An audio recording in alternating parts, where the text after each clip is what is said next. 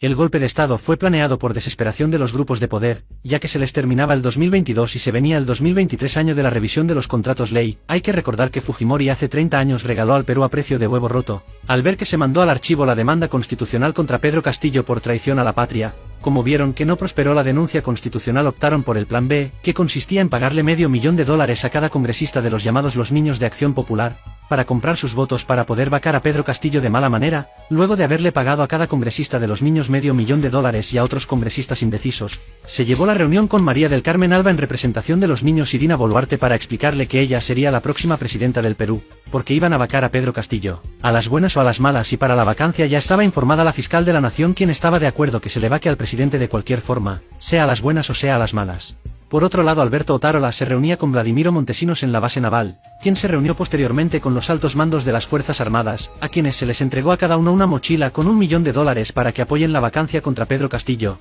Posteriormente se reunieron María del Carmen Alba, Dina Boluarte y Alberto Otárola para ultimar el paso de la vacancia a Pedro Castillo. Alberto Otárola se encargó de explicarle a Dina Boluarte lo que le debía decir a Pedro Castillo. Para que Pedro Castillo tome la decisión de cerrar el Congreso, Dina Boluarte fue a informarle a Pedro Castillo que el Congreso ya tenían los votos para ser vacado, así que mejor que cierran Congreso antes de ser vacado, ya que iba a tener el apoyo de los altos mandos de las Fuerzas Armadas. Pero al final lo traicionaron, ya que cada uno de ellos había recibido $1,000,000 previamente de los grupos de poder. Pero fueron los mismos de las Fuerzas Armadas quienes malograron el plan casi perfecto de Vladimiro Montesinos. Al detener a Pedro Castillo sin una orden judicial, faltando a la Constitución peruana y a la Convención Americana, precisamente al numeral 2 del artículo 32 de la Convención, ya que el presidente Pedro Castillo no había sido sentenciado por ningún juez y no podía ser detenido sin una sentencia previa, porque no existía ningún documento firmado por el presidente Pedro Castillo que lo relacione a la disolución del Congreso. Lo que hizo las Fuerzas Armadas y la fiscal de la nación, conjuntamente con los grupos de poder, es secuestrar al presidente y pagarle a la prensa peruana 1.800 millones de soles para silenciar el secuestro.